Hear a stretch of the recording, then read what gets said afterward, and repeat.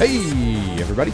Welcome to another episode of the Mile High Game Guys board gaming podcast. I'm your host, Adrian. I'm Zach. And I'm Jeff. And we're coming to you with an episode. We took a week off, and now we're back. Episode 260. Mm-hmm. Yeah. Which means we've really done like 300 episodes at this point. It's probably more than that. We're probably over 300, including discussions and reviews. Mm-hmm. Do you think we did more than 60 of them before we bailed? Yes, I guarantee it. I guess we probably did do them about once a week for at least 2 years. Yes. Yeah, and not counting the 4-day Gen Con extravaganzas. Oh, yeah. Yeah. Hell, we might be at 360. Yeah. We might be I doubt full it. circle. I don't think we're... Yeah. Maybe we're a perfect circle, but that would be a terrible band, so we're not that. The fuck, man? How did I just learn you think Perfect Circle's a terrible band, and how are we friends because of this? I don't know. Do you also hate Tool? Kinda? Okay. Do you hate Pussifier? I don't know who that is. That's another one of Maynard's bands. Oh, okay. I like some of Tool's songs, but I don't think I could listen to a Tool album. I don't know if I could listen to a Tool album. I definitely listened to a lot of Perfect Circle albums when I listened was to both. younger. Yeah. I like a lot of Tool songs, but I don't know if I've ever... I did go to a Tool concert, and it was fucking awesome. And I was even sober. I could only imagine how fucking nuts a Tool concert would be if I was on drugs. I bet.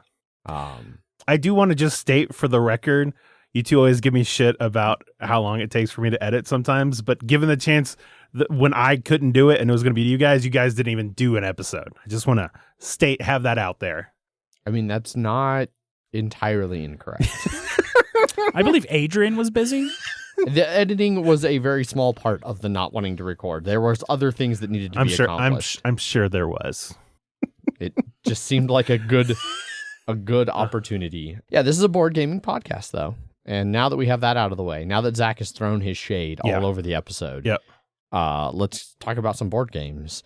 Because we took a week off, and so we should have all had a chance to play something, right? Yes, we did. So, Zach, what did you play? Nothing. No. So I've actually, over the last 2 weeks, I played games with both you guys, but the first one I'll talk about was one that neither of you played. It was Return to Dark Tower. Whoa. Paul got his copy of it. Yes, he did. 2 years? Are we at 2-ish years? I don't know. Significantly. It's been a while. Yeah. It's almost like, I'm sure there was something that sort of complicated that at some point, but who knows? I don't know. I mean, it's only been like 2 months since March 2020, right? It's not been long at all. Yes. So he had his copy. We unboxed it, unsurprisingly, at Paul's place when we were getting ready to play. Classic Paul move. Yep. After JIME. After JIME. Do we also have JIME to talk about? We do have JIME to talk about. Yes. See, there you go. You got all kinds of stuff. In fact, we have the culmination of JIME to talk about. Ooh, the culmination. Yeah. Oh, I have a culmination to talk about. Gross. No. No thanks. No. Yeah. So, Return to Dark Tower is by Restoration Games. Yes. There was a 1981 game called Dark Tower, which had a gigantic fucking electronic tower. Yes. That ostensibly had a game around it. Sure. This was an estimated delivery of February 2021, by the way. Okay. Yeah. That's only a year late. Yeah. And some change. Yeah. So was it at all based off of Stephen King's The Dark Tower? No, in no way, shape, or form. Okay. No. This is a different Dark Tower than that Dark Tower. Okay. Yeah. Would it have helped if they called it a different Dark Tower? It would have. It would have. That would have been nice. Or just not that Dark Tower. Also would have accepted that. Yes. So this one still has the giant tower in it, but it has an app that you use in the game, so it doesn't have a bunch of screens like the other one did. It still has rotating mechanisms and stuff like that, but excuse me, the tower is not as much in the forefront as it was previously. Okay. So just like many other app-enabled games, you're going to choose like which mission you're doing. This one had like 5 or 6 different goals of what you wanted it to do. Okay. And then it also had like, let's also say 5 to 7 bad guys that you're going to face. So it seems like it has a good amount of variability there. Okay. And you can also even like choose which enemies you want to fight if you want, or it's just sort of random. But it is previously in the first one, from what I remember of our play. Yes, it was a lot of like you started your turn and you just sort of like, I'm gonna maybe do this, and then you just like hit a button and see if you were able to do anything. Yeah, and like there was 4 zones. Each zone had like 4 different buildings in it, and you could tell the game that you ended next to that building, and then you would have an adventure at that building, and you were trying to get through, and you were trying to go around the whole world once and then come back and then go into the tower because you were collecting a key in each quarter. Yes. Is that how it still is? No. Okay. No, not well. We were playing the cooperative version, which is 100% different. Yeah, because the other one was competitive Yeah. without. I don't think you could you attack each other in that No, I don't version? think so. I don't don't remember either. You guys played it at like Gen Con. Yes, we played it at Gen Con. Yeah. Yeah, no, we didn't know anybody that just had a copy of it. In like 2019? That sounds right, yeah. Probably right around the time of the like Kickstarter. From knowledge of the Kickstarter. We're like, well, certainly. It funded February 2020. Yeah. So I don't I think there was talks of it. probably. But just like I bet there was a banner there that was like, return to Dark Tower coming soon to Kickstarter. Yeah. And we were like, we'll play the OG. Yeah. So on your turn, like, okay, so actually even before that, you actually have like a player board in front of you. Everybody was different characters and they had different abilities that you could gain through it that were specific to them, right? Does each player have the app, or is there like one app? There's like one app. Okay. So it just like in JIME and any other things, it's like on a person's turn they do certain things. So on your turn, you had you could move around if you wanted onto the board. Like the board, still looks the same as in 4 quadrants in a circle. There's still 4 buildings. There are skulls, like little miniature skulls that will go onto buildings, and it's sort of like if you get too many of them on there, the building will explode basically, or it'll get destroyed. There's a bunch of like losing conditions on here. Mainly, it's if somebody dies. Okay. Or they don't die, they get their 3rd corruption. If they get their 3rd corruption, then you lose. Okay. But on your turn, you are you're interacting with villages. You are attacking monsters. You're also exploring like dungeons and things like that, and a lot of that stuff is handled on the app, right? Okay, sure. So if you're exploring a dungeon, you end in that space. You just hit on the button which thing you're exploring, and then a little screen pops up, and it's sort of a like choose your own. Like it just has a square. It's like a giant empty or a giant black screen, and then there's like a square where you're in. You're exploring a dungeon, right? So it's there, and it has like 2 little torches, and you like click one, and I want to go down, I want to go to the right, I want to go left, and each time you click one of them, something happens. Usually, it's like you lose warriors or you're going to lose spirit, but there are advantages that you can have. So certain weapons are going to give you advantages, like treasures. Some people have inherent advantages in certain locations or against like magic or something like that. And so you basically count all of those advantages that you have when you start the exploration, and then you're using them as you're exploring until at some point you either complete it or you decide to retreat. Now the advantages are like if you were going to lose 6 warriors, maybe you gain a warrior instead, or you just don't lose anything. So having those advantages is nice, and it's going to help you go through. It had many times where we were like, oh, I'm good at fighting or exploring on hills, or I'm good in dungeons, or I'm good fighting. And so each one of us were like focusing on different things, which was good. But the goal we had in that one was to get 3, or to basically quest in 3 dungeons, complete them, and then that was going to unlock the bad guy. Now every turn, you signify that you're done by spending or you take a skull from the supply and you put it into the tower, and it's Bluetooth enabled, so it's like it knows that you've done that, and that sort of triggers on the app, hey, that's the end of the round. And then they have events that pop up, and those are tied to what companions you found, what your mission is, what the bad guys are. It'll have the bad guys start to get harder and harder as the game gets like further on.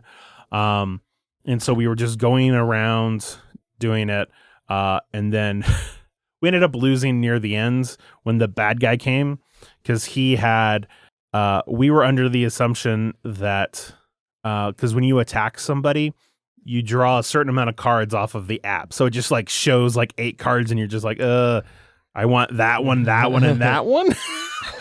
I'm assuming that they're shuffled in between. So you can't just be like, sure, oh, I want the first one. And I know what the first one is.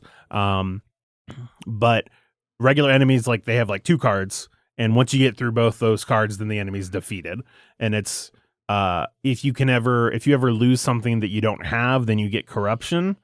So you don't want to do that, because corruption's very much like you can't do, it just sort of hurts you, right? Like you can't move a certain amount of spaces, or you can't end here, etc. But the final boss, so I said like the level 1 guys have 2, and then it goes 3 cards for the next one, and then 4 cards for the elite enemies, and then the boss has 5, but his are like super fucked. Okay. And we were under the assumption, because we read it was like the advantages that you use on the boss, because the advantages you have for the dungeons you can also use when fighting, and it'll be like you lose 6 warriors and then you use an advantage and it's like 5 or 4, like you're having it move down. On the boss, those stay. So if we like the first one was like take 2 corruption, and then if you used a bunch of advantages you can get it down to 1 or none. But we were under the assumption that if somebody succeeded at most of the cards, and then somebody else wants to fight them, then those cards would have already been done, and you only had to do the next couple ones for the boss. It wasn't. So we had 5 new cards at the end that was just like, oh, we can't do this, and like we immediately lost from that. Oh, damn. Yeah. One of the things that we did though is that when we were unpacking the game, he had the expansions. So there's the Dark Horde expansion, which basically adds minis for it basically replaces the tokens that are on a lot of the boards with minis, especially the monsters. But the other expansion is called Alliances, and it adds like guilds that go on the side of the board, that are like related to your side of the kingdom, but excuse me. You have to like put influence in them to make them good, and in fact, when they're at level 1, they actually harm you. Oh, okay. So those skulls that I was talking about that go on buildings, one of the actions you can do is cleanse them, which is like you get rid of them. But Wes, he had his level 1 guild thing was like, you can't cleanse here. And it's like, oh, fuck. But if you raise it up, then it costs a little bit to cleanse, and then you get a benefit when cleansing, and then it's like super easy to cleanse. But one thing that was really annoying the game is that like one of the things you can do is, instead of doing a reinforce action, which is how you get more warriors, how you get gear, how you get treasure, and how you cleanse, or not how you cleanse, but how you get virtues and stuff, is instead of doing those things, you can reinforce at a specific building to increase the level of the guild. Sure. But so that's instead of doing an action, it's doing that. Yeah.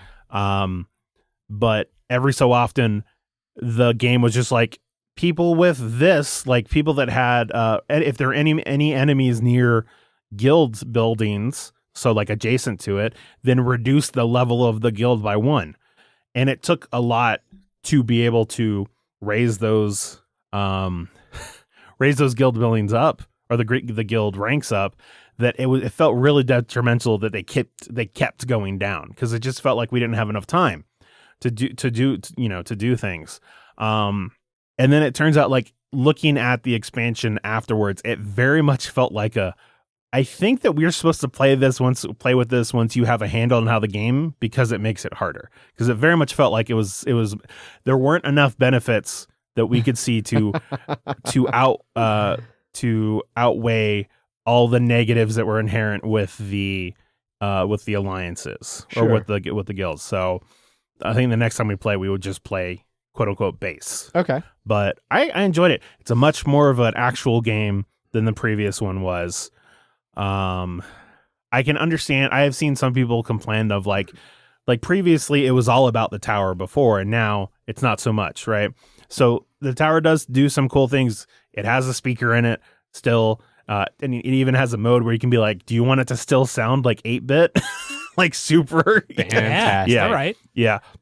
But it's like you're putting the skulls in there, and they don't always fall out, because that's how you get the skulls onto the buildings. Yeah, is if they it's fall, like a cube tower Yeah. that catches them and Yes, drops them in different but areas. as throughout the game, you're removing different I forget what they called, but they're basically covers that you take off it, and then like it tells you which one to remove. You remove it, and then certain symbols will come up. It'll be like, oh, if the quest symbol comes up, then it's harder for you to quest in that specific kingdom, because there's a lot of stuff like tied to you, but also tied to the kingdom that it's pointing to. And then every so often it'll rotate inside, and so it'll get skulls going around different areas. And there's a lot of times when it's like, there are many times when we were playing, it's like, oh, remove one of those covers, and you're like, okay, remove the cover. Fucking 4 skulls. You're just like, God damn it. That's not great. Yeah. And also when it's rotating, it'll have the symbols move to different areas. So Okay. so the tower is still a big part of it, but it's not the focus that it was before. And it seems like the app has taken over for a lot of what the tower would have done. Exactly. Yeah.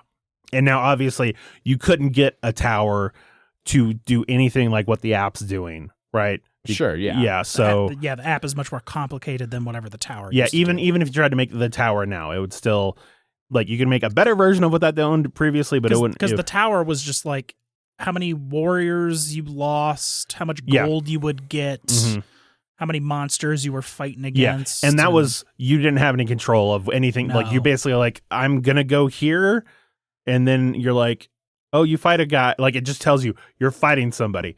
You lost warriors. You killed some of their warriors. You lost warriors. Yeah, you lost warriors. Like attrition Like, numbers. and it was just like, okay, well, I just, it was very much the game just sort of happening at you. Yeah. I did that. Cool. Great. Yeah. So it's a lot more about choices that you're making. When there's different monsters, that's all the minis and stuff. Exactly. Monsters are actually on the board. Yes. Yeah. So you are choosing to go into a quest. For the most part, you are choosing to fight a monster. And then with those advantages, it really helps. Like, you're pressing your luck in terms of, like, that there's like 3 cards you have to deal with. This first one, and you have 2 advantages, and you're like, this first one, I have it says to lose 6 warriors, and I've got like 12, so I could lose them if I wanted to.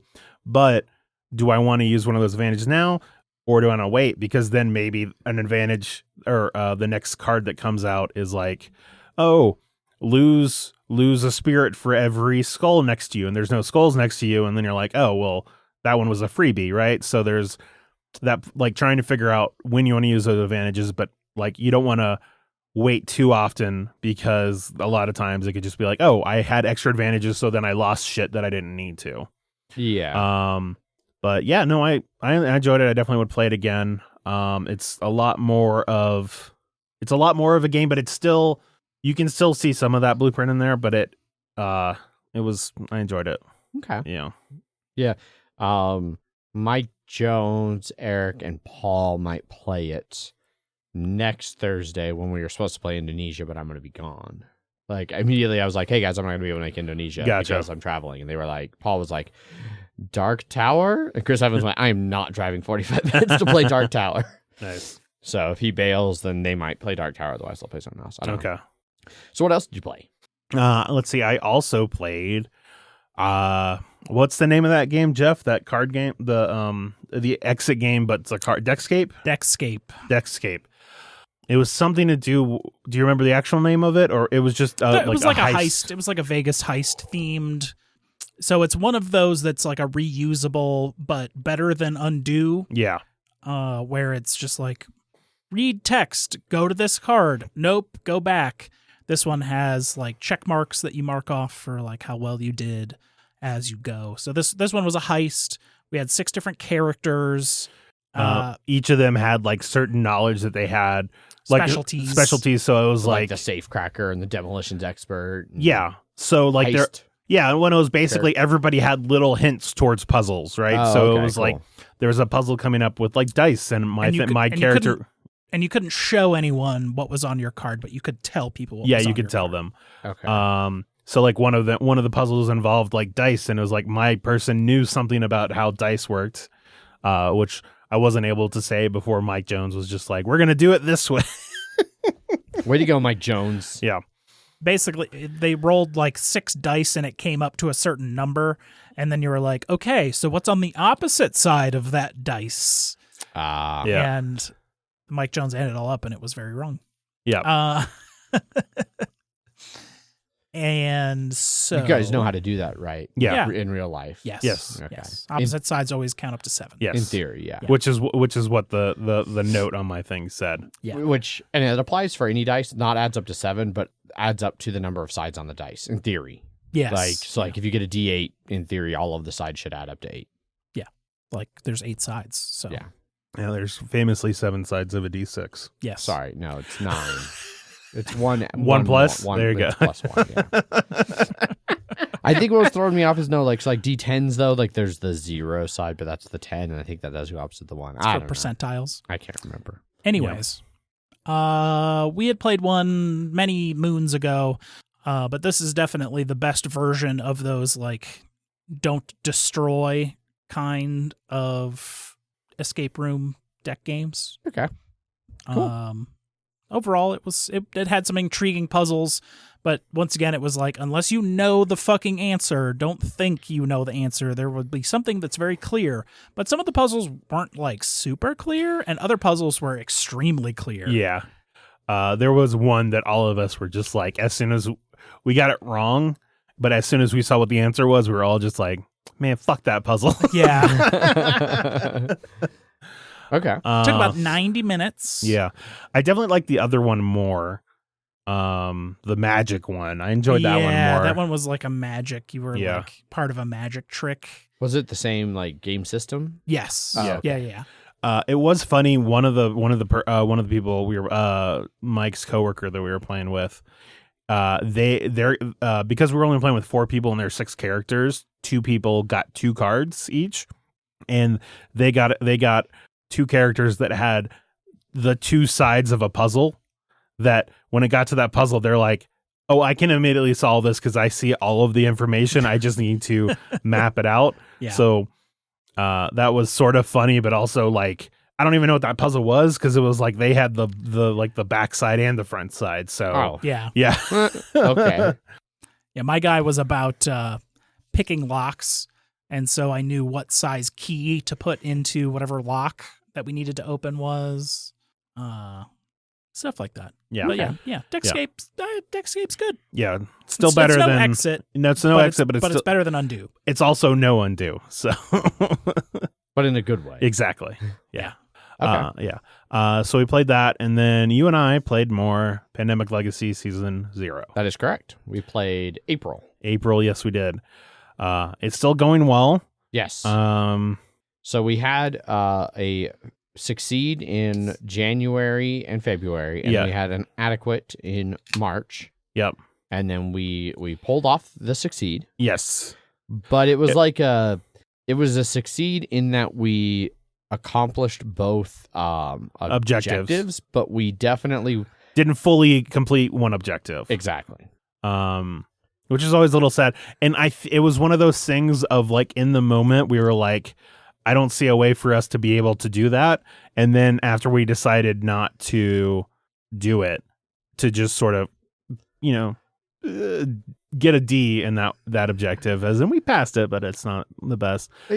We got a 60%, which I guess is a D. Yeah. Okay. Barely passing. We got I like would a say. 66. Maybe we got a point of extra credit to round it up to 70%. So we got a C. Okay, fine. Or D plus, maybe. Yeah. I don't know. But as soon as we did that, and then we're like, oh, okay, well, now we just have to we're going to do these other things on our other characters. And it was like, well, maybe we would have had time to be able to do it.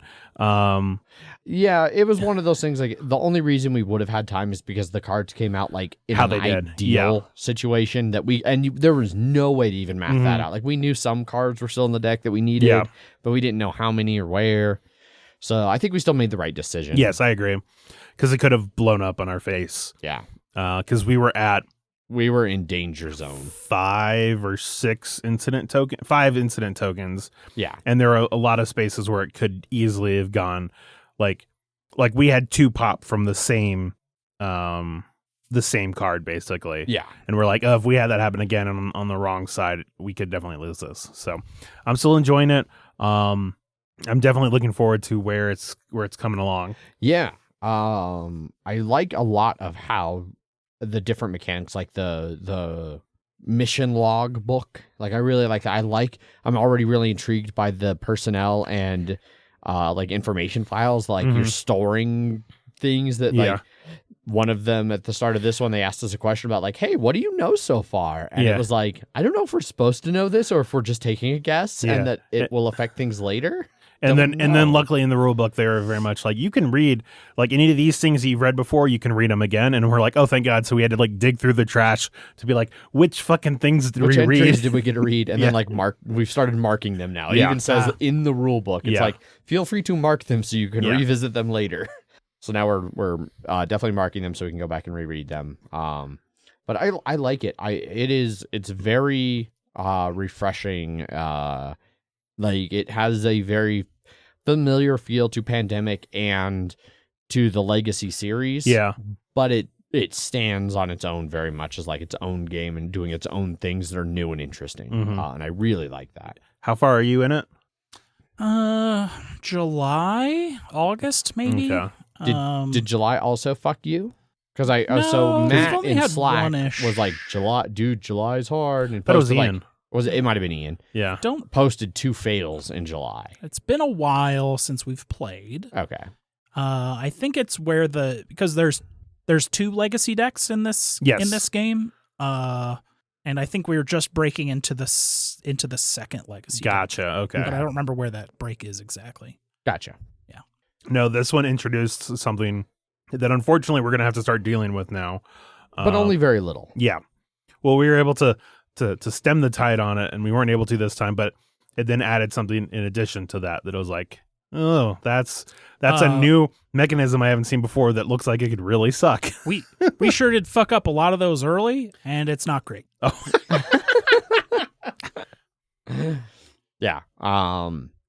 So I don't know. I'm enjoying it. I look forward to doing more of it. Same It's here. hard. It's hard to talk too much about it without getting like super spoilery. Yeah, you're pretty deep in. Yep. Cool. And that's all I've been playing. Right on. I've played a bunch of games. I feel like I'd forgotten some when we last recorded 2 weeks ago, and then I've played a bunch since then. So I'm gonna do some greatest hits here. I don't know if I talked about our second game of Indonesia that Paul won. He was very gloaty about it. That doesn't sound like classic Paul Thumbs. He was very excited to have won back-to-back Twilight Imperium and then also won the second Indonesia game.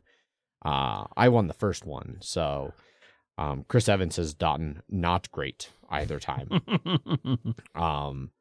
But yeah, we were supposed to play again this upcoming Thursday, a week from Thursday, but we will not because I am now going to Dallas for work.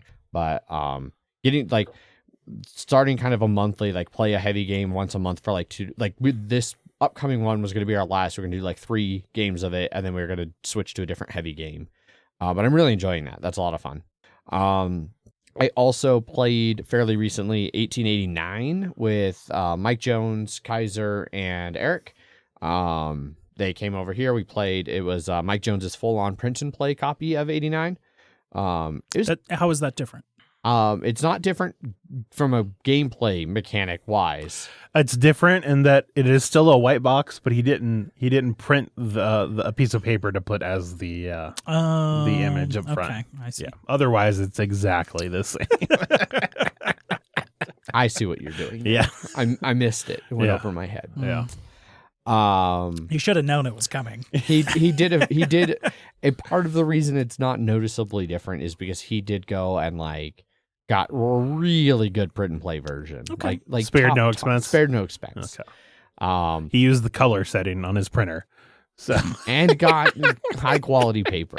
I did do that with I went to like one of those FedEx print places and got Netrunner playmats printed. Did we ever play on those? I think we did. It was at I Irish snug basement times. I think I did bring them at one point or another. Gotcha. For the one time we played Netrunner there. Yeah. That was part of the Magic and Mimosas Sunday brunch thing. Yes. Yeah. Rip Irish snug. Yep. Yeah. Yeah, rip a lot of places. Yeah. Anyway, 89 went well. I actually came within a reasonable distance of first. I got second. So you lost, which I thought I was in far last, but I was able to pull it together just a bit to get to second, to close to barely losing, to other people lost worse than I did, there which you go. is still nice to have people lose more than you. Well, that sure does sound a lot like that game of New Angeles. No, Ponzi scheme that y'all played. Yeah. Well, I'll talk about Ponzi here in just a second. There was a lot of losers that game. 89 went well, though. It was nice to get to play. We're going to try and do that as a regular group. Mike Jones. Okay. Mike Jones. I think it was Mike Jones. Yeah, pretty sure. It wasn't you. We know that. No, it wasn't Mike Jones. It was Legal. Okay. It was Legal. Legal had a dominatingly good train set. Did you finish the game? We did. Okay. It went long. I heard it went long. 89 is normally supposed to be a 3 to 4 hour game. It went up 5 to 6. I ran into Mike Jones Saturday at one of his places. I don't know what. Not Mike Jones. He got last. Not Mike Jones. I ran into Mike Jones at one of his workplaces, and we chatted about it for a bit. Yeah. It was good. It definitely it got to the point Eric at one point was like, guys, can we be done by midnight? And we were like, yeah, we're final round. Final round, we didn't even the very, very final operating round. We just reused what we had ran for the last time because nothing meaningful changed. We'd all pretty much maxed out our train routes. But it was good.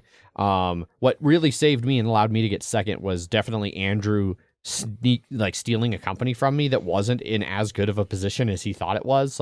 He thought it was going to come out okay, and then it did not quite pull him into first, and pulled me instead to second, and pulled him down to third. So it was good. Does that mean Mike Jones was last? Yeah, Mike Jones was hard last. Okay. Mike Jones got it. So Mike Jones early in the game, he's like, I've learned from many games of 18XX, I will not buy 2 shares in any company that Eric owns because he will dump it on me at the worst possible time. And then on turn 1, he bought a share in Eric's company, turn 1 or 2. And then a few turns later, he bought a second share. And I was like, Mike Jones, you're a liar. And he's like, no, but this one's doing really good. It's got a strong train. What could go wrong? It's wrong? making tons of money. There's no way he'll dump it on me. And then sure enough, 3 turns later, Eric was like, Mike Jones, you realize I'm first in the stock round, right? Mike goes, oh no. Oh no. I've fallen for your trap again. It was great. We're hopefully going to be playing a little bit more regularly, a little 18XX group with those 4, which I'm really looking forward to. And then the other non-game night game that I'm going to talk about before I go to Ponzi, Megan and I finished Descent. So this is my culmination story. But we finished Descent. Holy hell, I'm not going to spoil it other than to say that it was by far. Thank you for not spoiling the final mission in the campaign game. I have really appreciated how almost every major mission, they've done something new with the way the board moves or the way the maps go or things the like underlays. that. Yeah. And they've done really awesome stuff with it. Or introduced a new mechanic for an enemy of how you defeat them, by interacting with certain parts of the terrain, stuff like that. The final mission is by far the most tedious bullshit fucking one of them. Okay. We won. If we hadn't won, I'm not sure we would have tried. It tells you at the start when you launch, it's you have to play this one till you win. Make sure you're ready. It's hard. Get your crew together. If we had lost, I'm not sure we would have even bothered to try and do it again. It was wow. It was a 3-parter, and the first 2 parts were great. Third part, oh boy. Okay. And what difficulty are you playing on? We're just playing on normal. Ooh. Yeah. I look forward to our hard seasoned, I think is what our difficulty is on. RIP. Yeah. I don't know. It'll depend on who you take, really. Party choice might be important. Well, you guys were playing double-handed? We were playing double-handed, so we had 4 people. Yeah. We're only missions. Playing 3, so. Yeah. I thought you still sent 4 on a mission and 1 person controlled. I don't. No, you don't. I mean, you can do 4 people I think we've just ours been is 3. I thought Paul said like you each had a character that you controlled, and then you sent a fourth with you. There are 6 total characters, Correct. and then like 2 of them we have claimed as like our characters to choose to take. So I can choose between 2 different characters. and then if one of them is required, then that's the one we take. Yeah. Gotcha. Yeah. Paul made it sound like you each on each mission, like you each had that you mainly took. I had suggested that, but we ended up just doing the 3. So it'll be interesting to see how that affects things too. Yeah. Yeah. I wish you guys had. Like when you finish, I really want to like not on the show so we can go full spoilers, talk about certain aspects of that mission and things that happened in it. But, someday. I do really like you have the little things where you can make decision points, and it's like you can choose like honor or like nobility or whatever for Bryn, valor, nobility, like something like that. Those do matter. Like the choices you make. So far, we have not run into anything that matters. It takes a while for it to start kicking in, but it'll start to kick in, and it's interesting. Like I don't think there's a wrong way to do it. Like you can get things for high, and you in low one, and high middle. in the other, or like balanced. We'll fuck around and find out. Yeah. So, but that was we're definitely looking forward to hopefully the expansion. It was announced a while back. Hopefully the expansion will be coming soon, and then eventually Act 2, which will be another big box. I think. The other thing that did frustrate me is we finished the mission, and you like throughout the tiers, like you're completing feats and doing chests and getting gear and loot. And when it finishes, you go through some dialogue and like, story wrap up stuff, and then the credits roll. And then I thought it would kick you back to the city to where you could like go through your stuff, and it doesn't. It just kicks you back to the main menu.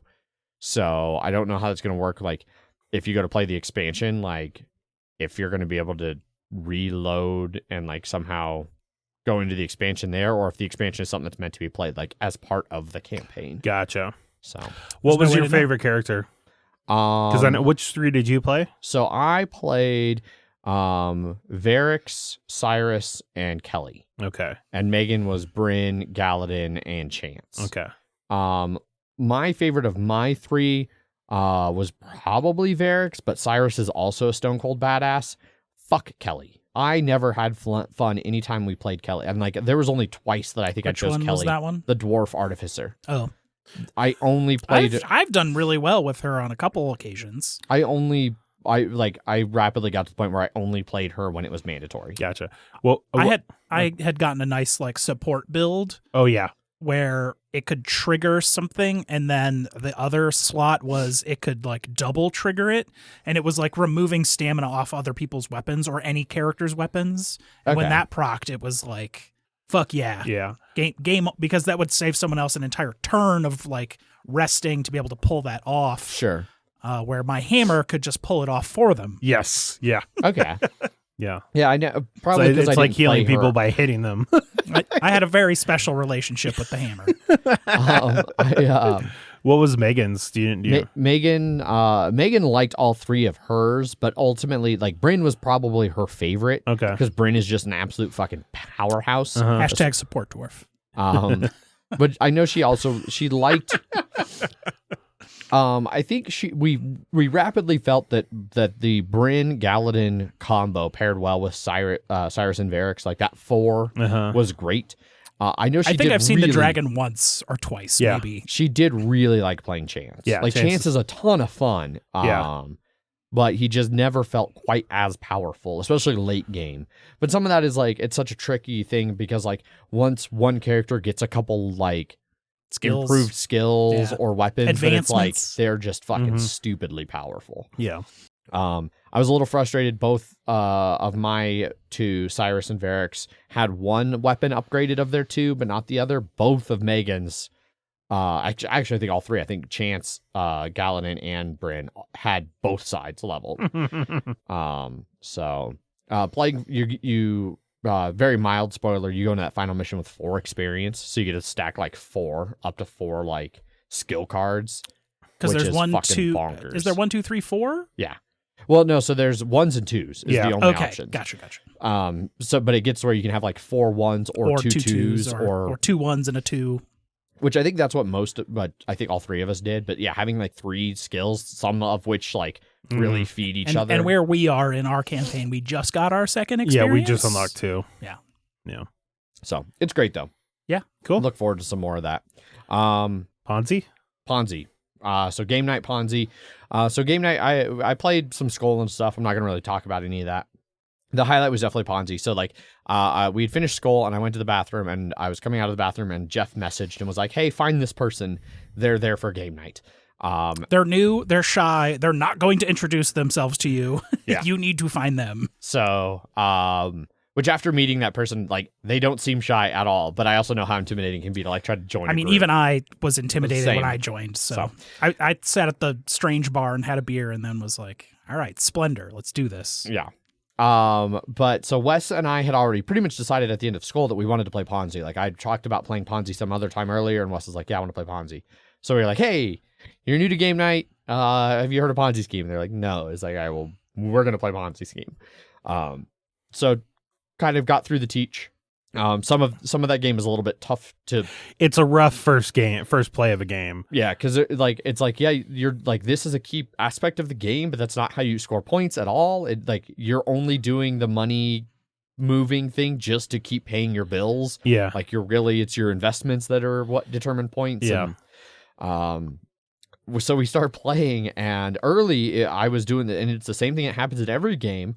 I like make an offer and somebody's like, "Oh fuck yeah, I'll buy your shit." And then it's like, "Oh well, now I don't have anything." And then I get something and like somebody makes me an offer and I'm like, "Well, that's yeah, I have it for that much. What the hell?" So then I had a stack of money but no investment. So I was like, "Well, this is a losing strategy." So then I started acquiring some, and we started getting to the point where it's like, man, Wes is going to bankrupt in like a turn, and then Wes didn't bankrupt. And Wes did what Jeff had done in a one a while back, where it's like, how have you bought everything on the board and you're not bankrupt when you just had to pay 98? And he has where is you getting your money? $1. Yeah, did he have like $1 left? Yeah, $1 or $0 sometimes. Yeah. Did anybody make the move of basically just forgetting that you actually have to pay shit at some point, and then just kept buying stuff, and then you're like, "Oh right, the first time I have to pay something, I can't." No one did that. So it went the full turn around to where the first round of 5s came due. I don't think anybody bought before 5 for their first one, so yeah, it got at least that far.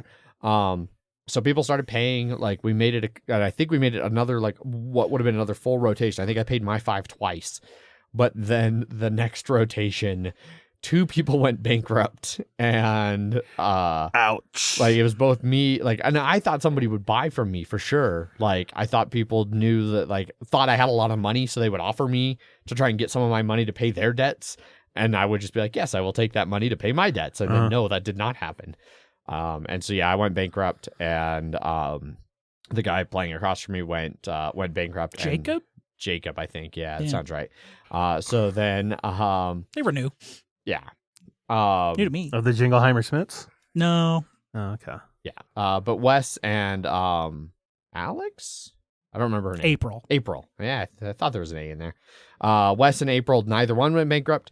But Wes was like I said, doing that thing where it's like, how have you bought everything and still have money? And so he just had a ton of real estate, and so he won very substantially. But yeah, it was a bunch of fun, and it was definitely one of those, like, there were times where like April and Jacob, whose first time, like it was both of their first times, and they were like, "Wait, what?" Like, wait, 4 bears means it goes twice? Oh no. Yeah. Oh no. Yeah. Oh, there's 5 bears out there. We can't make it not go twice. Yep. We're stuck. I gave the pro tip of like, that money that you need to pay, just set it in a different pile. That's your savings that's your fuck me money. Yeah. This is your playing money. Then you got some money to play around with over here. Just keep that off to the side. Keep them 2 separate piles. You don't want to look at the big pile because you got to pay the big pile. No, it's fine. It's fine. It's not like real life where you're like, whatever. But it matters in this game. Yes, it actually matters. You need that savings to pay things. Yeah. I still do really like Stockpile. It's just so great. I love how Financial Crimes make Ponzi one of the best scheme. Ponzi scheme. Both of them. What did I say? Stockpile? Yeah, they're both so great. I was thinking about how Stockpile also insider trading. Like, yeah, Financial Crimes make great board games. But yeah, so that was Ponzi. That was it that I'm really going to talk about. I played a bunch more stuff. I've done a surprising amount of gaming over the last couple weeks, but I think that's a good spot to wrap it up and kick it over to Jeff. I played a couple games at game night. I played Hanabi and Sprawl Opolis, which Hanabi went fine. Played with Kaiser and Jacob, the other newish guy. No, you weren't playing with Jake. No, I wasn't. Because I played Hanabi with Jake. I don't know who you played with. I don't remember his name. He's come a couple times. I don't remember. He gets really excited about Skull. Okay. Hanabi went fine. We scored 20. We ended up like fucking off with like blue. Couldn't get blue down. And was there a reason for that? Because we had a lot of fives, first of all. A lot of fives and fours were clogging up everyone's hands. And then Kaiser knew he had the blue one in his hand, and then we didn't have any clues, so he discarded the blue one that we didn't have down instead of playing it so we could play other cards, so he could get a clue. I can only assume he thought someone else's card was important to not discard or something. I don't know. That's the only thing I can think of. Because there's more than one, so like you can afford to discard it and find the one later, but getting the clue. But if it's like the second 4 or something like that, man, whatever. We got a 20. I'm sure he had a reason, and if he was here, he'd defend himself. But since he's not here, yes, he just did a stupid ass move. Then we played Sprawl Opolis, which is that button shy game of placing. So every card is like industrial, commercial, residential, park, and then the roads randomly run through. Sometimes they come from one edge, they all come in one edge and leave another edge, but it's, straight across, or a road in 3 of them, or a road only in 1 of them. And sometimes you can have even 2 roads on one card. Yes. Like there's some that like... And then how many roads you have is how many negative points you have. The other side of every card is a scoring card, which I thought was super cool. So as many cards as there are as many possible scoring objectives, which adds a decent amount of variability to the game. Sure. But it's cooperatively placing them down into this way that you get as little roads as possible, but sometimes you want one really long road or one really big park that doesn't touch the edge, or you want the industry to touch commercial and other industry. And then you just kind of go around 2 rounds handing, like, you have 1 card, you draw a card, play a card, and then you just kind of pass along over 2 rounds, and then you score out, and then you need to score as many points as is on each scoring card. Each scorecard has a number printed on it, like 8 5, or 10, and you total them up, and that's the score you need to beat. Beat. Yeah, I think we crushed it. We needed like 24 or something like that, and we got 32, so it went really well. Yeah, I played it Strange 2 weeks ago, and the first game we did not meet our goal, but the second game we knocked it out of it. We crushed it. It was one where like streets were like 2 points if you did the right thing to them. Yeah. So all of our streets were like a net of 1 point instead of -1, and we just made it like fuck off. We have no negative points. Great. Yeah. When we played at D-Bolt, we lost by 1. We needed 37 and we had 36. Yeah. God damn it. Besides that, I have played JIME. We have played the last mission in the JIME campaign. We did Shadowed. So there's we did 2 missions. I know if you remember the first one. So the first one. So we played the last missions of the Shadowed Paths DLC campaign, where you're in Lake Town trying to fight off a ghost. Okay. A spooky ghost named Ursa. But this one is also like a choose your own adventure kind of thing. There are 5 objectives. You do 1, but then another one disappears. And then you have 3, and you do 1 of those, and then the other disappears. So depending on what ones you choose, there's going to be 2 that are closed off and are going to be negative at the end. So then we had a bullshit mission where we had to fight like this ogre or troll that was like... It appeared on the first round. It was attacking one of the walls, and then Legolas shot it twice, and that was it. And the final mission, which it was basically... The final objective was the first objective, which was kill it. Okay. And we got range if we were standing on top of the wall, this basically. was one of the battle maps where it's just kind of like the zoomed in square map. Sure. And then we were on elevation, which gave you range. But also people couldn't hurt you. Yeah, unless they had range. No, but they had to be on range. Yeah, they had to be on elevation in order to hurt you. Yeah. And then on the second round is when we shot him and killed him, and then it was like, congratulations. Like, we thought it'd be like, oh, you have to kill him again, because that's a big thing on this one. It's like defeat the boss again, defeat the boss again. That's kind of how it goes. But it was just like, oh, you beat him, good job. And we're like, cool. Now awesome. we have to put this all away and set up another. Yeah. It took longer to set up the fucking mission than it took to actually play it. I will give Descent credit. That was not the case for the frustrating one. It was not that kind of frustrating. So then we went on to the final mission, which was defending Lake Town. Basically, yeah. What's the name? Whatever Lake Dale? Town. Dale. Yeah. And then so we had the different wall areas, and then another one of our objectives was like we should have that we didn't do was go help like the guard captain. So all the guards were infighting, and they wouldn't really defend the walls until we like cured them of their infighting or whatever, because the ghost was making them all like angry with the shadow, Lord of the Rings shit.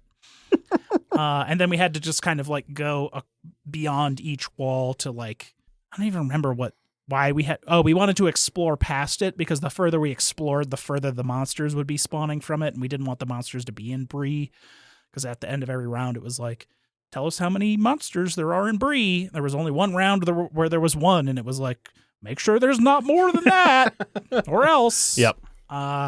We won that one pretty handily. Okay. The boss came out. And then we killed the boss, and then the boss split into two people. Whatever that Naruto move is. Yeah. Shadow clone jutsu. Yep. Yeah. And then you had to find the real one. And Ant was like, he had a bot, like one of them right on him, and he's like, I want to attack this, but I want this. But it was a 50-50. It was a 50-50. He's like, I want somebody else to attack the other one first to see if I need to attack this one. I don't think anyone could. Yeah, not only could no one could, but we're like, even if so, just fight it. And then if it's not this one, then it's going to be the other one. And then he fought it, and it was that one. And then it was over. Yeah. Yeah. So yeah, I mean that one was cool. I think it felt the longest of them. It felt pretty long, yeah. But it also may have been because it took us a long time to actually finish it. Yeah. With 5 people, like when it was just us 3, it felt like we were doing 2 to 3 a night, like when we were playing it, and this one it's like 1, maybe 2. Okay. So especially because we were meeting up at 6:30, and then it's in the middle of the week where normally we would play on a weekend and meet up earlier, and then I was like, oh, I gotta be in fucking Boulder at 7 a.m. people, I gotta get my ass to bed. Anyways, we had the newest expansion, which is Spreading War, in there, which we've talked about the ridiculousness of things that will come out via that, but that will be our next campaign, which will be which takes place over a year, 4 seasons. Okay. And then maybe we'll go back and play the first Shadowed Paths campaign, because we did really bad at it, and we can go back and definitely do better and actually see what happens in it. Yeah. Sure. I want that crown, and I want to keep the crown this time. I mean, we want to find out what happens when the Balrog doesn't immediately murder Gandalf. Yeah. I think Megan and I are going to do either Gloomhaven on Steam or JIME. Gloomhaven on Steam is pretty good. That's what we keep hearing. Yeah. I mean, I like JIME more though, but it's. But you also don't like heavy or like Euro. No, gaming. I don't think that's Gloomhaven is to Spirit Island as Lord of the Rings, Journeys in Middle Earth is to Descent. See, and that the problem is that I like both Spirit Island and Descent a lot. So, I don't know. We'll do one of them. I mean, maybe we'll do both of them. One in person when it's just Megan and I, and one with, because some of her friends that I've been hanging out with, like the crew I DM for. Turns out a lot of them are increasingly more and more into board games, and so they were talking about like that they all played some actual physical Gloomhaven and really liked it. And I was like, I've been thinking about doing the digital version. I could do a 4-player campaign. If you got other people that are interested in it too, then go for it. Yeah. So, anything else, Jeff? I think that's it. I don't think I talked on air about Unsettled, because that was the week that I was. That's right. Yeah. But Unsettled was fun. Yeah. I would like to play more Unsettled. I think Zach briefly covered a little bit of it. Yep. But I look forward to more Unsettled. right on. I won't be at game night this week, so don't bring it. Okay. But I will be. It'll be my last game night for 3 weeks. So Jeez. yeah. So as we move into banter here, I'll start with, I just got informed at work that I fly Monday to Dallas. I fly back to Denver Friday. And then the following Monday, I fly to Frederick, Maryland. So I will be here until Sunday, and then I will be gone for a week, and then I'll be back for 3 days, and then I'll be gone for another week. And that sucks. That so fucking sucks. What are you going to Maryland for? I know, like, well, Just all training horse shit. So the Dallas is not training. Dallas is they're actually going to put me to work because Dallas desperately needs some work done. And they're like, hey, we need volunteers to go do some stuff for Dallas. It's basically the same stuff we're doing here. It's called SATs, which is Site Acceptance Test. For the robots, like when we get them fresh from the assembly factory in Mexico, we got to go through a bunch of checks and download some firmware and make sure they're ready to go. And we're doing that here. I've seen Elysium. Yeah. We're doing that here in Denver. And, but we don't Are you have... saying you're the Matt Damon? That's correct. Okay. And Damon. We don't have our grid up. So when we finish our SAT with our bots, they just go back on their pallet and go sit in a corner. Whereas Dallas has a fully completed grid. And so Dallas, like, they can actually go out on the grid and start being put to use of picking groceries. And so they needed help down in Dallas. So I'm going down there to help with that. And then Frederick, Maryland is my final, it's my like job shadow portion of my like final steps to being certified as like the senior maintenance engineer. So I go do like a week of job shadowing with somebody. Like they'll pair me up exactly with another person in my position. I'll job shadow them for a week, and I have like a list of like job things that I have to do and get signed off that like, yes, he knows how to do these things. I think it's jobbies. Jobbies, Yes. sure. Load yourself to the job cannon. And then I'm sure there will be more travel after that because it seems like they're big fans of travel and other sites that are like right at the very like key go live. Like we're fucked in Denver. They're taking our grid down because it got installed wrong. It's not plumb, it's not level, and it's not square. And it's like, how is it not at least one of those three things? Grids can be very sort of mishmashy. It's okay. It's very our grids are very organic. So our squares are actually pentagons. What is happening here? So I imagine as other sites that are in a better spot to go live and need all that extra, like, hey, we're trying to like go live right now. We need help. I imagine I'll be traveling a lot for a bit, which not ideal. But I did have a one-on-one with my immediate manager, and I pitched the 410 idea, and he was like, ooh, I like that. We're eventually going to those weird rotating 12s. If we got people on 410s, we could probably spin that as like a transition step so that we're not just going from 5/8s into weird 312s. I was like, yeah. Plus, then I don't have to fucking drive to the airport 5 days a week. I only do 4 days a week. Airport? Yeah, the site is basically at the fucking it's airport. past the airport, basically. It's yeah. It's not. It's not like you're going. I thought you said you're not going to Peña or anything. No, to the airport. You're just going. I mean, I definitely turn on to Peña. Oh, okay. Like I turn on to Peña and I go 2 exits up Peña, and then I go almost as far as the airport. Yeah, great. Like so, the airport is technically like a bit further north of me. So what you're saying is where Boyd's hotel was. Oh, even yeah. past that. Yeah, shockingly.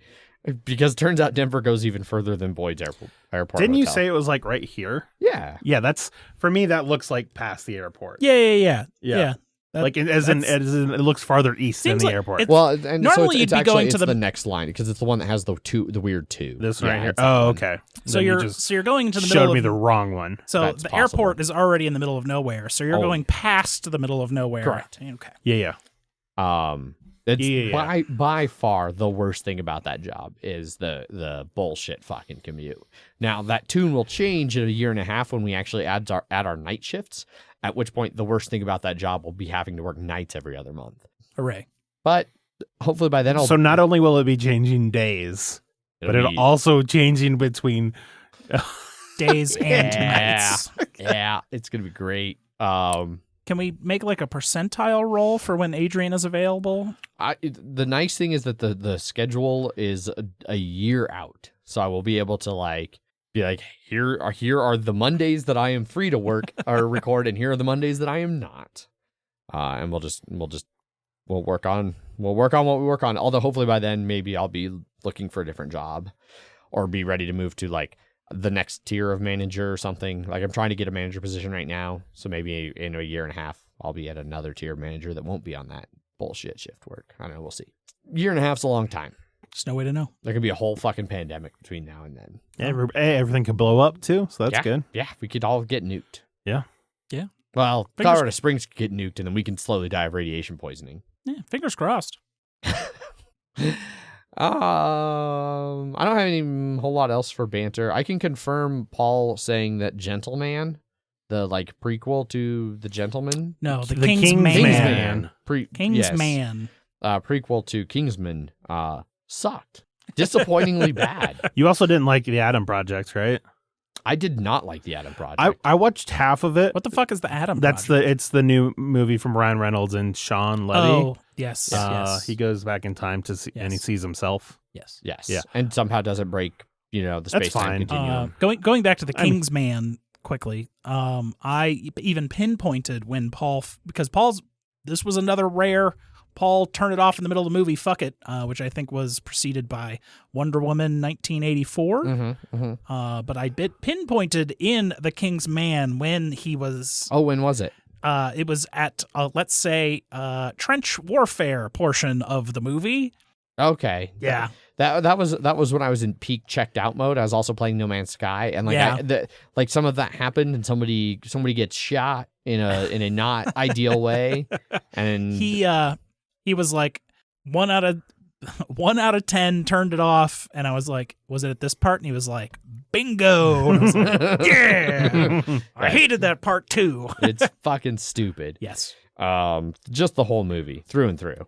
Full of a bunch of I thought like in the trailers they made Rasputin look cool, and he just sucks the whole movie. Like it's not even an interesting bad guy character.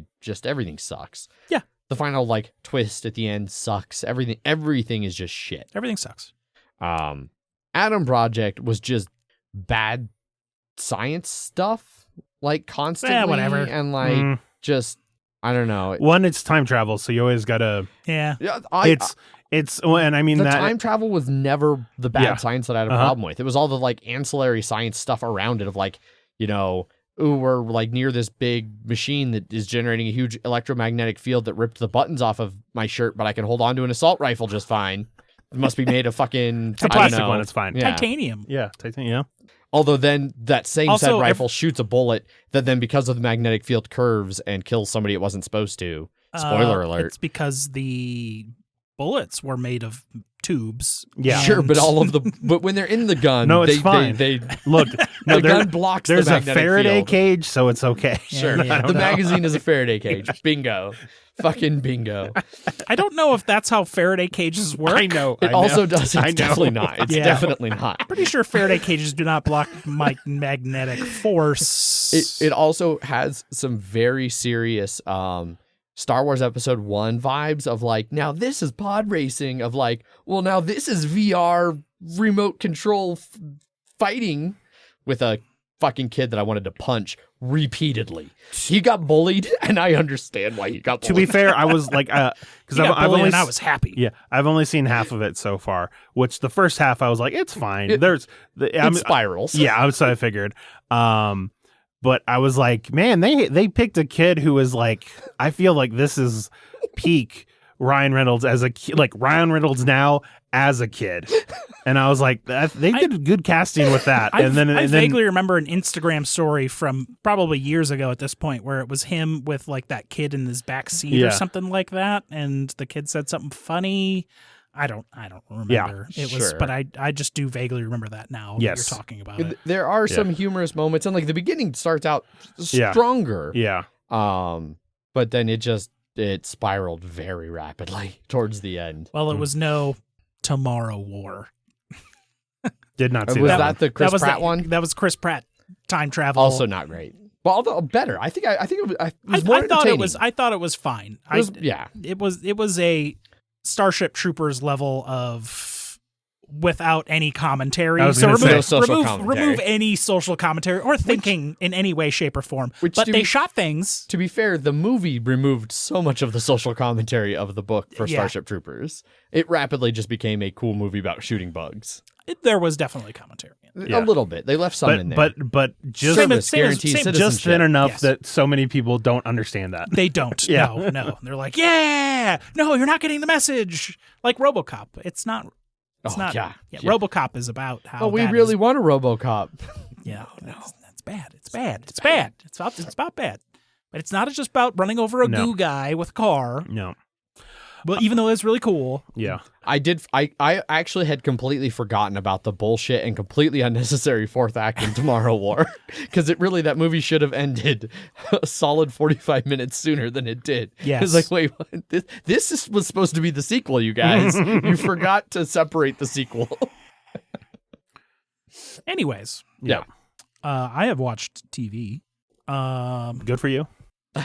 Done. I All started- right, Zach. So I watched Our Flag Means Death. I've How many watched- episodes have you watched? All of it? 3, I've I am watched 2 or 3 as well. and I thought it's just been meh. It's been fine. I've enjoyed it, but I definitely I can tell. I feel like the fourth, because I just finished the 3rd episode. Yeah. I'm like, I can tell. Oh, the 4th one and on is gonna get, unless It finally there's- got to what the story was going to Yeah. be good. Yeah. You finally got Taika in there Yes. Okay. That's where after I the am. 3rd Yeah. episode. Yes. It's like, oh, this is gonna get good now, because I think they all do a good job at what they're doing. Yeah. I didn't really have a problem with it, but No. like I generally enjoy that kind of humor, but it's just not funny. It's been like there'll be There's been some funny stuff. yeah, like some I'll pretty funny laugh. stuff. Like I'm definitely enjoying it more than Megan. I think Yeah. some of the dryness of that style of humor is connecting with me more than her. But I mean, I thought I definitely really liked the library. What a stupid idea. What happens if it storms? Oh, he managed it. He just He's just screaming, trying to hold all the books back. That was very Yeah, good. yeah, it has some good moments, but overall, I've been like, Yeah. It's laid a little, just sort of, it feels like a little bit on cruise control with the idea of what it's trying to do. And then it just sits in that for long enough that you're like, okay, I get it, but I feel like there needs to be a bit more to it. well, and I misunderstood a little bit apparently from like I hadn't really watched a trailer of it. I'd seen like clips, little hints, and I definitely I pitched it to Megan as What We Do in the Shadows for Pirates, which it's not. No. That's a bad pitch. Yes. it is not that. No. I've watched the first 2 episodes of DMZ, which is another new HBO Max series. Yeah, how's that? That was surprisingly good. Is that like Hillary Swank? Jennifer Garner? Rosario? No, Rosario Dawson? It might be. That looks right. Yeah. Rosario Dawson. It was one of those who I remember being in movies in like Of, the early 2000s a lot. Of Zombieland 2 fame. Sure. So I read so DMZ is a comic from 2005, 2004. Generally, there's a second American Civil War. In the comic, I think like they were kind of like let's say it kind of really touches close to home to like far right-wing groups rising up against America. Sure. And then in my brain of the comic that I read 15 plus years ago, they were retreated, but they retreated to Manhattan, turned Manhattan into a war zone. That war zone became a DMZ. And this one, I think it's more of a huge, all encompassing United States war where the battle line kind of got to Manhattan there. And that's where the ceasefire started and the DMZ is. And then this is like 6 years later. She has to go back into the DMZ to find her son, who on evacuation day, because the Free States Alliance was invading Manhattan during the evacuation, she lost her son. She looked everywhere for him across the country, and then she had to get smuggled into the DMZ to try and find him there. Super rough. It's like kids living in the middle of this war zone. It's this ruined New York, but then you go in there and it's like, okay, people have made a life in here. And then there's all these different factions and gangs. But she's a doctor, and she's been a doctor for this whole time that she's been out. So like a doctor coming into the DMZ is super important. There's a lot of art in the game. Uh-huh. Or in the show, a lot of street art and stuff like that. So it's very colorful, but also like there's these hit lists people put up on the side of buildings that like, oh, I need to go fucking kill that guy, and then I can cross his name out and get like credit or whatever for it. 2 episodes in, I was like, the original comic was about this guy that was in the press going in and trying to figure everything out. But this one is very different, but still sort of a general like ruined New York. Let's say the Division-esque ruined. But less, hyper military people shooting each other and more, yeah. But yeah, it's been well done so far. I've not been like, ew, gross or anything. It's just sort of been like people surviving in a war zone during the Second American Civil War. Gotcha. Okay. I would recommend. A lot of drama, a lot of like family stuff because she's trying to find her son. Sure. A lot very, I don't know, like maybe those right-wing groups kind of suck, and it's let's say timely. Yeah. Yeah. I'm still watching Severance on Apple TV Plus. Is that based or related to the movie Severance? No. So this one is, it's Adam Scott, but it's also this weird company that they put a chip in your brain, and then when you go to work, you're somebody. You forget your outside life, and then when you leave, you're just back to your regular life. So every time you step into work, you become this other person that doesn't remember your outside life, and like inside doesn't remember outside, outside doesn't remember inside. So you do this job on the inside, and you have no memories of anything else. Man, I'm sure companies would love that. So that's the whole thing, is like, how much are they taking advantage of those people that are on the inside that can't remember who they are? And the people on the outside just keep coming to work because basically they blink and then they're just back to their regular life. Their whole day is just like poof. But for that person that's on the inside, that's all their life. There is no outside. When your person leaves and comes back, you have no memory of that portion. So when you're leaving to go, you are immediately back at work again. You're basically 2 separate people in the same body. It's very interesting. Suppose they... But then there's this whole thing of like, they're doing this work where they're just like outlining numbers on a computer screen, and they don't really know what the numbers mean. There's these 5 different boxes they can drop it into, and all they can feel is what those numbers are by emotion, and be like, ooh, they're scary. Can you see the outline? Okay, well, drag the outline and put it into this box. So they have no idea what they're actually even working on. What? And then there's all these different departments that they don't even know what they do. Christopher Walken's in it, and he's great. The guy that was the crime boss in the Batman, he's like one of the office workers. I don't remember his name. He was in like the Transformers movies. Oh God, from The Big Lebowski, he was Jesus. Oh yeah. He's one of the workers. Adam Scott, also the guy that was in multiple Marvel movies. He was the guy like live streaming on the bus during Shang-Chi. Yeah. Nice. He's one of the guys in there. Okay. So for like to drive home the effect, is it something where like they use different actors for each person's inside and outside to like really show the different people? But it's kind of like how the camp John Turturro. There it is. Yeah. There's an elevator that takes them, and so it's kind of like the focus on the camera when they're in the real world or in the office, because the office is like very weird, maze-like, very clean.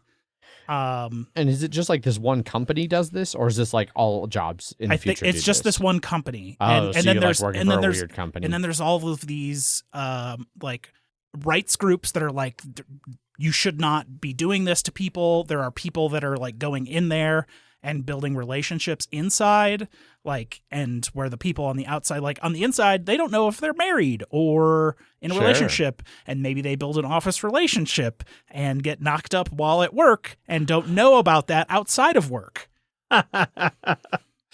It's very intriguing. It's a Ben Stiller series, so it's very Cable Guy. Oh. Yeah, so kind of like dark comedy. Okay. Yeah. Interesting. Yeah. I've really liked it. What's it on?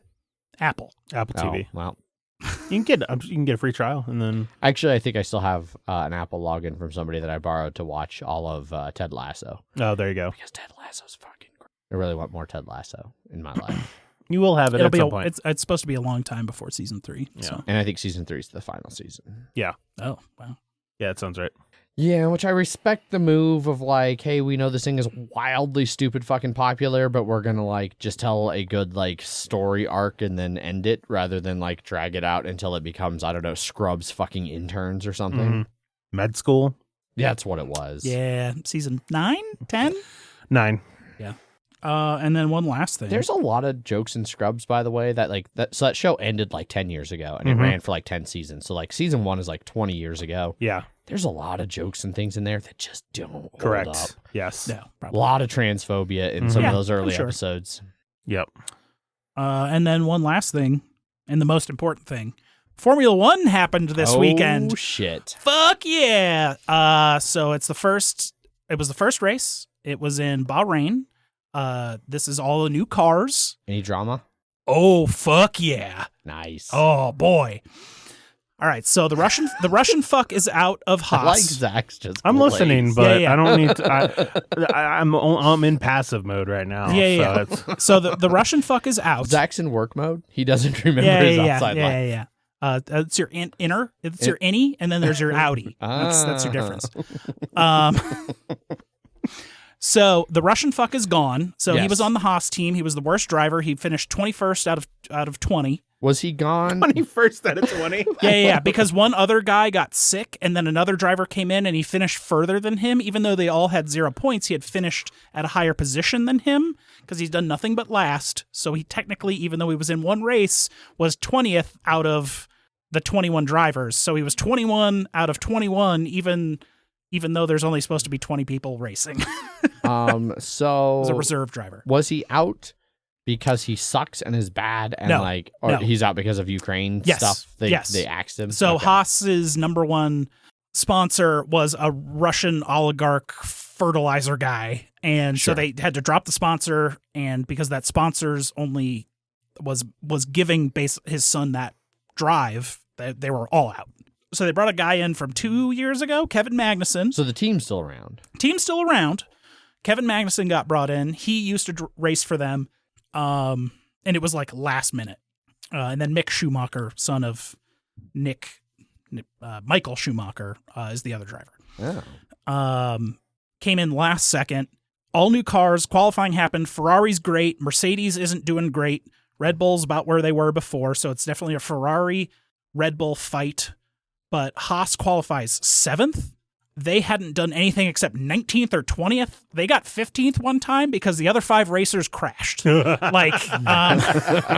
has been bad for a long time.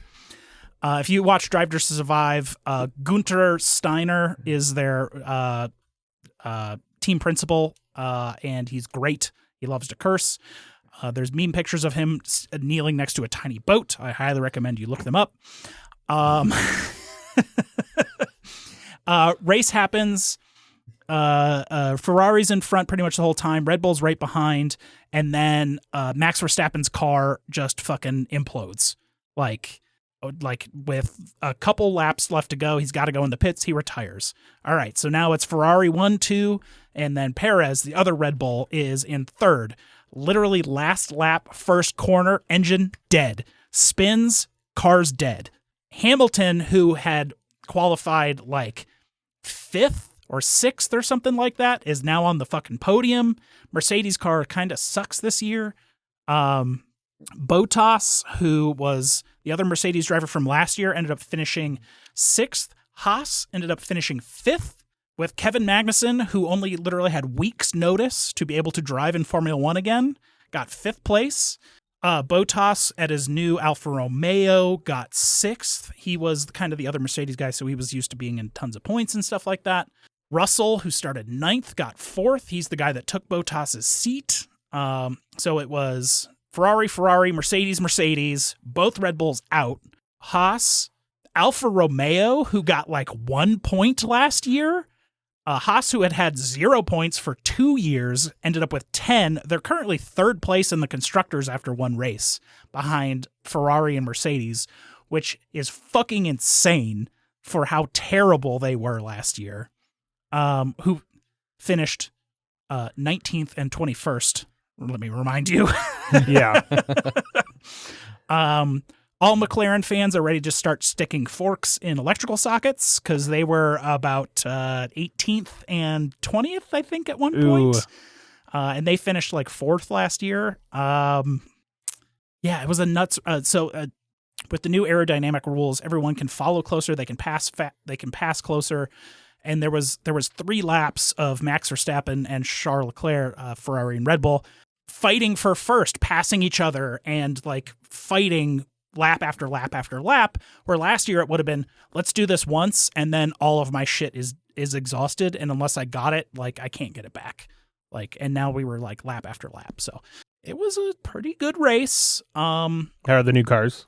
The new cars are good because they can actually like follow closely, because before there was so much turbulent air coming off to where it would fuck with the aerodynamic surfaces of the car following. The new cars are supposed to make that air much smoother, so cars behind them can follow easier. Okay. But there might be a fuel pump issue, which is what killed both Red Bulls. And that fuel pump comes from the FIA. It's not built by any team, so maybe the FIA's fuel pumps they're handing teams are defective. Ooh, that's not good. That could be an issue. Pierre Gasly's car burst into flames partway through, and that was... but it also didn't help that there are 4 cars that run Red Bull power units. Used to be Honda. Honda got out. Red Bull bought their power unit manufacturing, so they are Red Bull power units now, because there's Mercedes, there's Ferrari, and Red Bull engines. Three. I mean, it's powerful enough to give you wings. Yes. So, yeah. 3 of the 4 of them did not finish. Ooh. No, Zach. Yeah. Just no. We're just singing your praises here in chat. Okay, cool. I'll look at it later. So, and then there's another race this next Sunday. So it's a double header, Saudi Arabia. So Bahrain to Saudi is not too far. Sure. And we'll see what fucking happens. It was like, whoa. Hopefully Red Bull can finish some races. I did F1 Fantasy for the first time. Uh-oh. In my league, I am like a 7-way tie for 66th. Wait, like, are you playing with people you know, or do you just find like an online random one? Yeah, it's from one of the F1 podcasts I listen to, and then they have a thing. 7-way for 66th? Yes. Okay. Yes. Speaking of like brackets and fantasy stuff, I did a March Madness bracket for the first time in about 6 years, and I'm 9th out of 16. So I feel okay about that. That sounds better than you were previously. Weren't you 14th? I was 14 out of 16, and the person in 16th did not complete their bracket, so they have 0 points. Okay. So I have improved to 9th. Several of my longer shots paid off. Look, as long as you're not 17th out of 16, I think you'll be okay. Yeah. I did miss some key upsets. Like, there's been some... I don't really follow, but, like, the fact that Purdue at 3 is the highest, like, ranked team in their bracket at this point, like, is ridiculous. Like, the 1 and 2 seeds have both lost in there, because there's, like, the East, the West, the North, and the South, I think. East, West, North, I don't know. There might be a Central. One of them might be a Central rank. I don't know. I don't actually You're not going to get the answer here. I don't actually follow college basketball at all.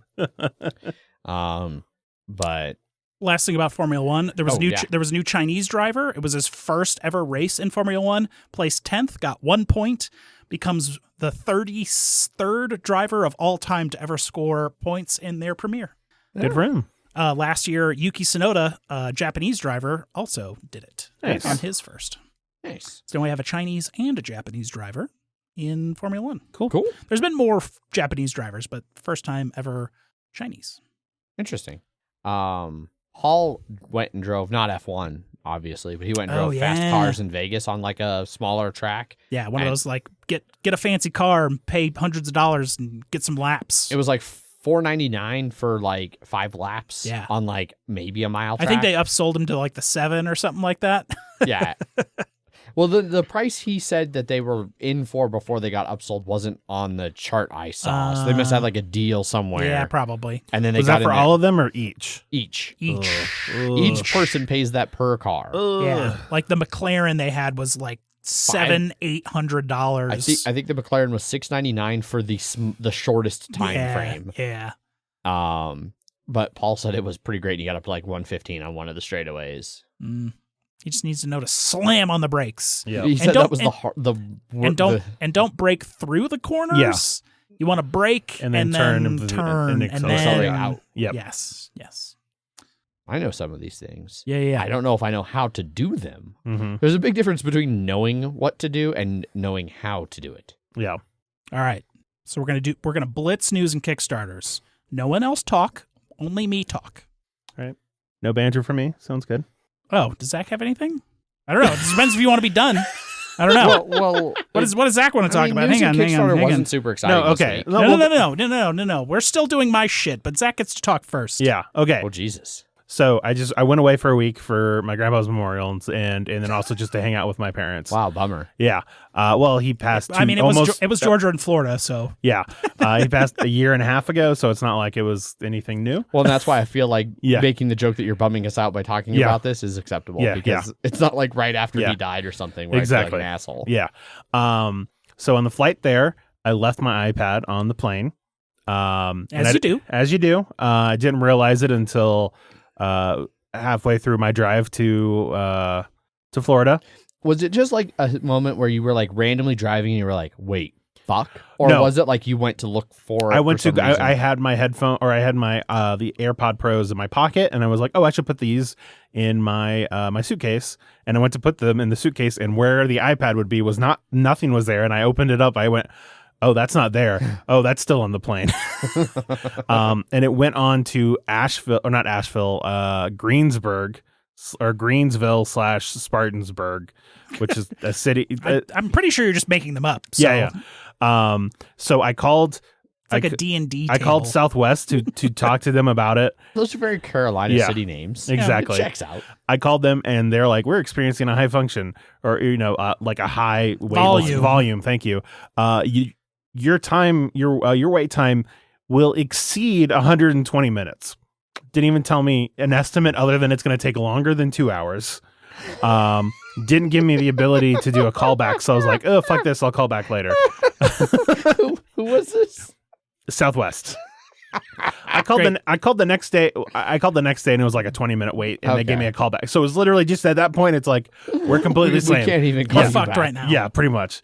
So I called them and the entire thing of them looking for it was useless.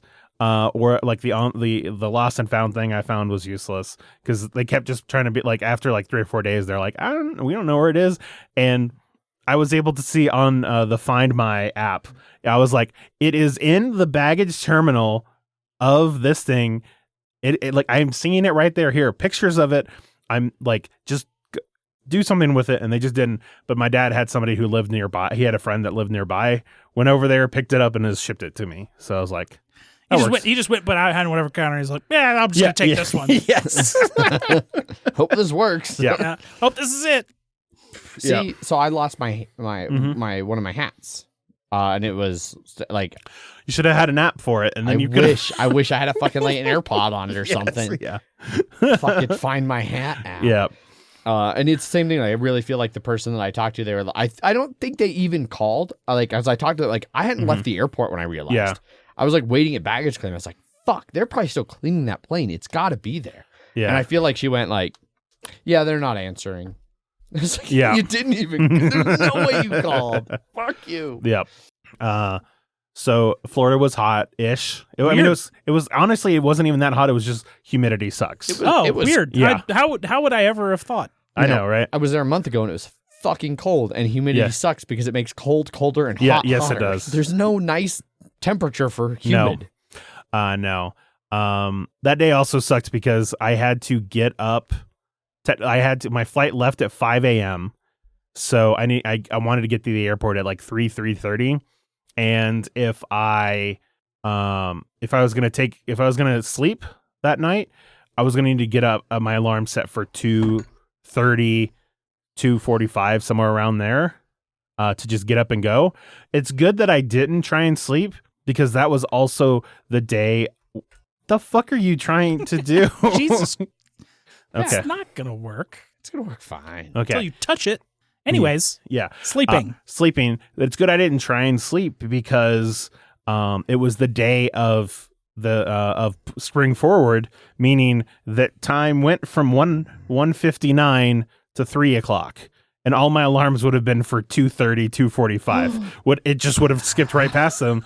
And I tested it. Not gone off. I tested it just to make sure. And yeah, they don't go off. So they just no. Yeah. God. So it's Hope good. your alarm's not in the next hour. Yeah, 'cause exactly. We're just gonna skip them, dude. Yeah. So I'm really good. I did not try and sleep because I told my dad and Stepmom afterwards. I was like, there was a percentage chance of this going horribly wrong.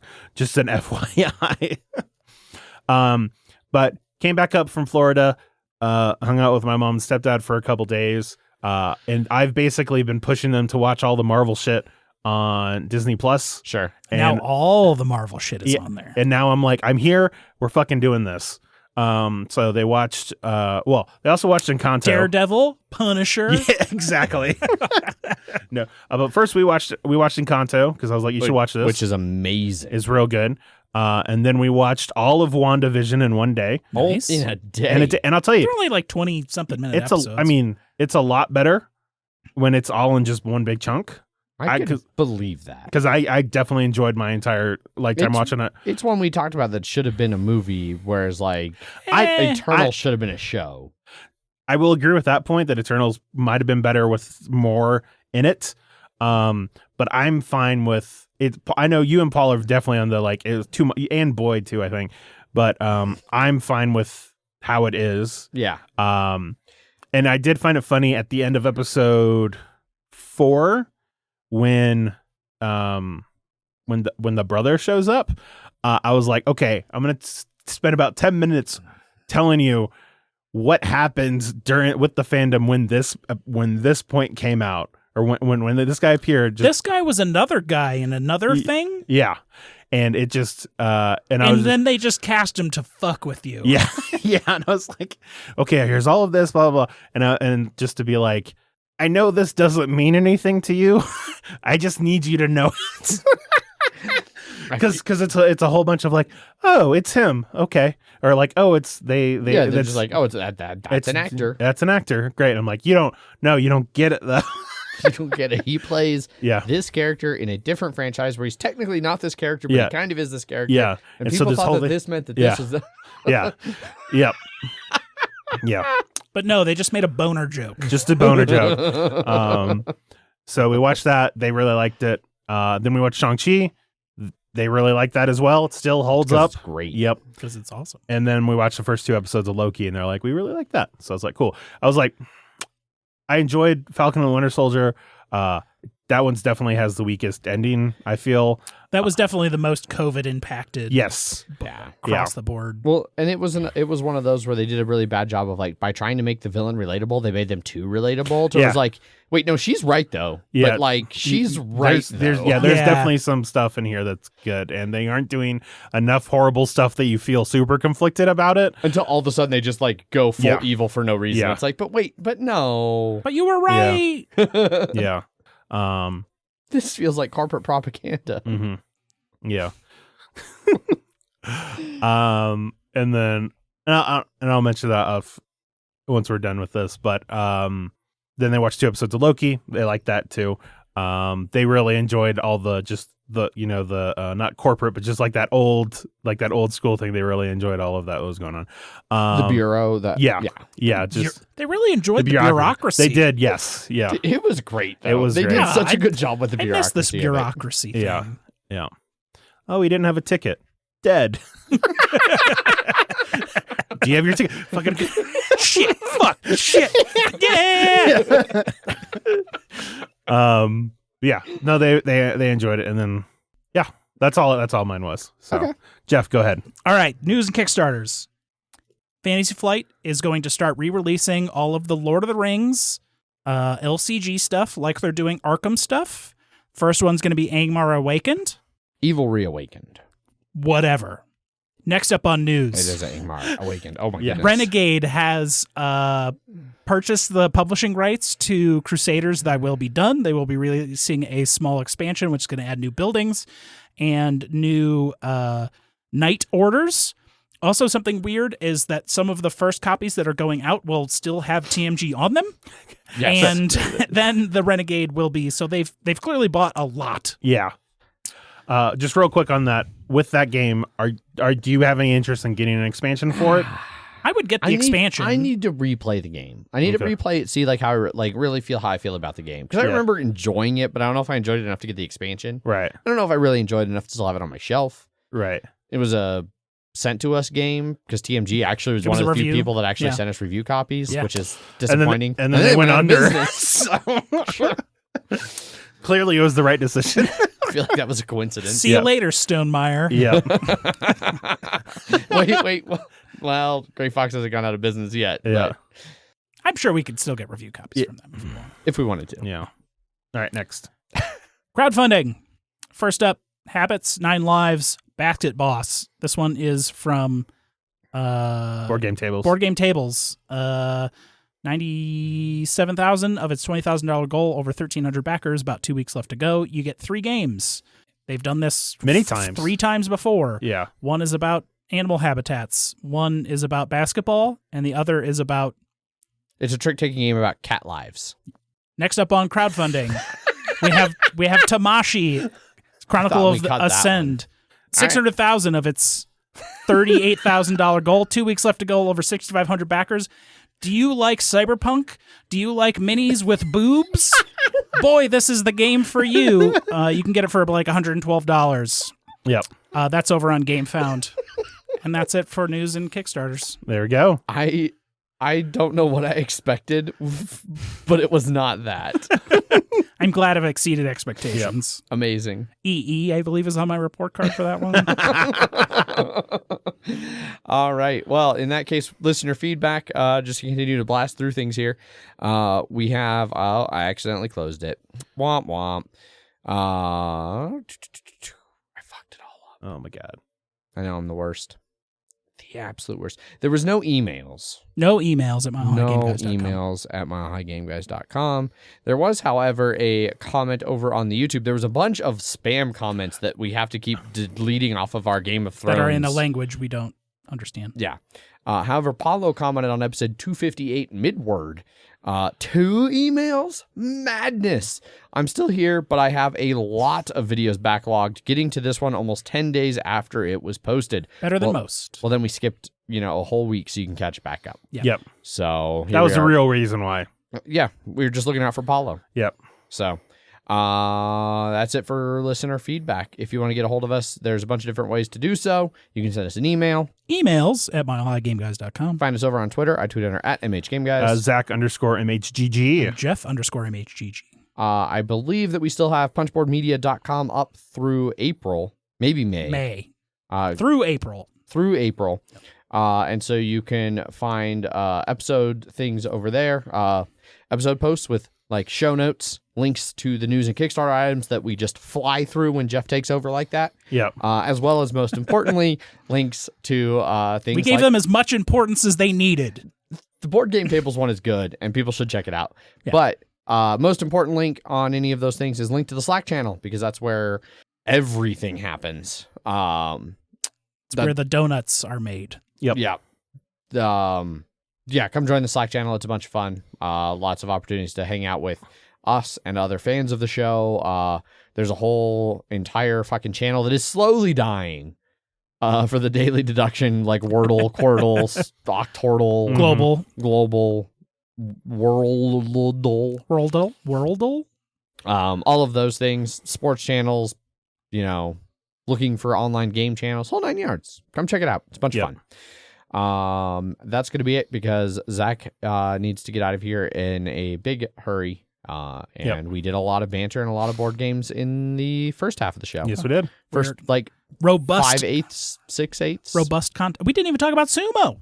Didn't even talk about sumo. We'll have next week talk about sumo. Sumo's all wrapped up next week. Yeah. Yes. Teruno Fuji's out. Out. Injury. Oh, shit. I don't know what that He's means. the Yokozuna. It's There's like only, the big guy. It's the tippy top of the pyramid. He's the guy, and he's Okay. out. Yeah. No. Time for a new pyramid top. Well, that's not how it works. Well, It's actually a long, involved process. a multi-month. Yeah. We'll get into it next time. All Yeah. right. Yeah, so that's going to be it for this episode. Thanks, everybody, for listening. Thanks for those of you who dropped by the twitch.tv/MHGG MH Game Guys. Twitch.tv/MHGameGuys. Thanks for everybody who dropped by the stream over there for this episode. Wes W was super awesome in chat of giving us corrections and funny anecdotes and things just live as we recorded. Yep. So, with all of that out of the way, as always, I've been your host, Adrian. I am still Zach. And I'm Driver Jeff. Bye. Bye. Bye.